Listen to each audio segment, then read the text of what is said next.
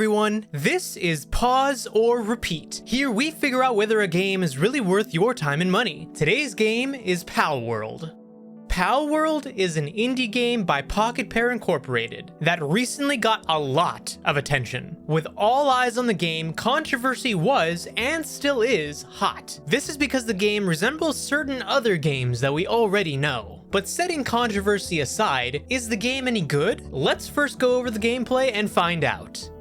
The gameplay of Palworld falls into the genre of survival, the likes of which Minecraft and several other titles have already pioneered to the mainstream. The game is clearly taking inspiration from many different games, Pokemon, Minecraft, The Legend of Zelda to name some. Where Palworld differs, however, is it combines survival mechanics with base building, while also giving you the option to capture pals that will either fight by your side or work at your base. The pals are really the standout feature of the game, as the name would suggest. They'll have different types such as ground, water, fire, and more, just like Pokemon. While the designs take inspiration from Pokemon, using them for building out your base is something that Pokemon hasn't done. Later in the game, your base becomes mostly automated with the pals you employ, leaving you free to go explore the world. Now the next question is there a story?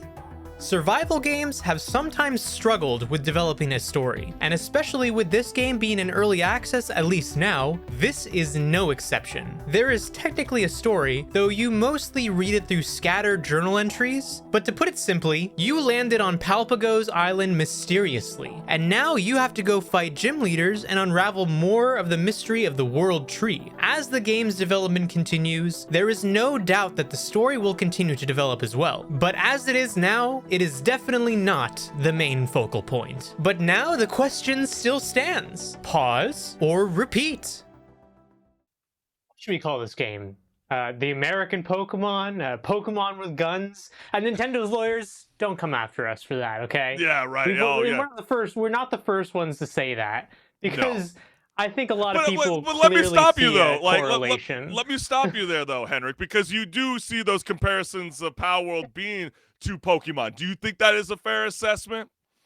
I think there's definitely a fair assessment to be had there, considering, yes, a lot of the designs are really close to Pokemon designs, but I'd say that's, based on the fact that they're not the same, it's just inspired. It's just inspiration that they took from that game, just like they took inspiration from Breath of the Wild. Oh, like Pokemon was inspired by Dragon's Quest? Exactly. Okay, gotcha. Yeah, okay, so at least everybody's on the same page. Yeah, but I mean, Pokemon hasn't done that whole thing of, base building and guns involved in the game as well. So it's not exactly just Pokemon. It's all sorts of things put together in one game. And I'd say actually it's a bit of a success for them, not only based on just the numbers, but based on how many people are talking about it outside of the gaming sphere even, because I'm, going to work, and what is everyone talking about? They're not talking about The Last of Us Remastered. They're talking about Palworld. Yeah, I mean, people are talking about Palworld because it's, they're looking at the latest installment of Pokemon on the Nintendo Switch, and they're saying, this is the Pokemon game that we've always wanted. I mean, the fact that you can be rolling around with your pal, you can throw them out, and then you can literally retrieve them back in the open world. We don't even have that in any of the recent Pokemon games. But we do have another tree punching game, which is kind of getting a little bit old. It's kind of, reutilizing generic ideas like adding gunplay and Pokemon-like creatures. But don't let that deteriorate you from having a fun time. It's a lot of fun. You get to capture pals. You get to force them into labor work. And if they defy your orders, what better way than to cook him and eat your creatures? I mean, how creative is that? But I do gotta kind of tease Henrik, because Henrik was like, right away when Palworld came out, he jumped on the early access and he went live on his stream. And you know what I noticed from your stream, Henrik?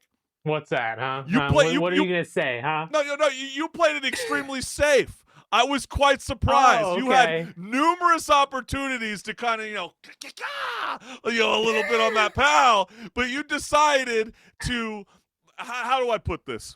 The analogy of you playing Palworld is like stopping at every red light in GTA.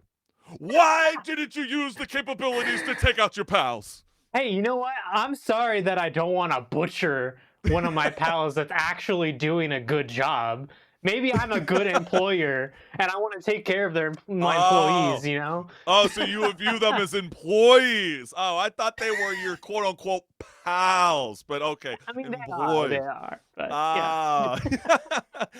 But I mean, there's a lot of really cool things. I think one of the best elements is the ability to ride your pals after you oh yeah. capture them, especially the flying.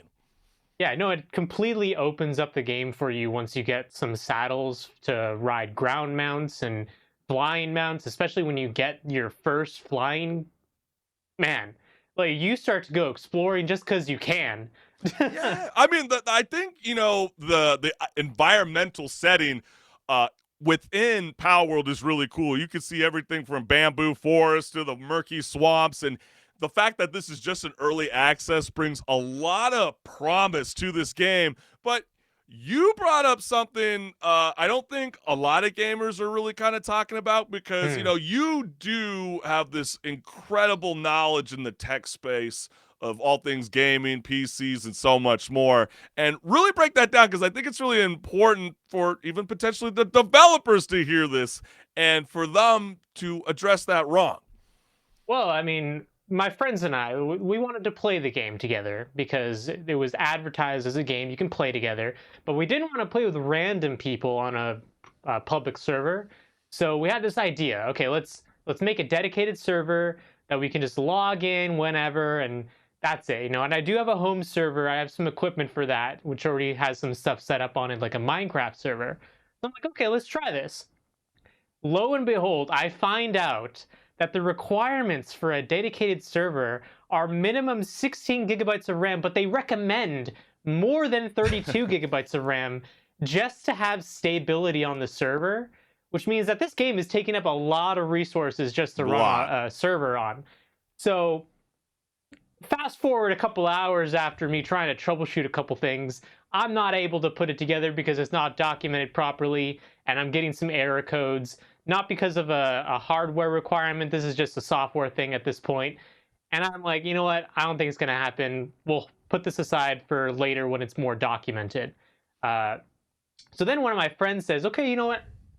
We ball here. We're gonna host it on my computer and we're gonna let it run. Yeah, so after a couple of hours, everyone lags. The second you fast travel, everyone lags for like a good And three that's the thing. seconds. It's not just you and your friends. There's Yeah. lots of reports of people expressing a bit of their frustration with the multiplayer aspect of it, which is that's that's kind of crucial because this is what's going to make Palworld succeed. Yeah, absolutely. And I'm sure they'll fix it, at least to a degree, considering they probably didn't expect as much success as they got. So they weren't really expecting people to be using multiplayer in the same level of scale as they are now. Otherwise, they would have had, I'm sure, some dedicated servers already set up for people to run stuff on, Yeah. because some games already do that, where if, you start a lobby of some shooter or something, they'll make it so that your system is not doing the brunt of the work in terms of hosting everything. So I'm sure something will come down the line, but it's in early access, so still has a lot of work to go for it in terms of that.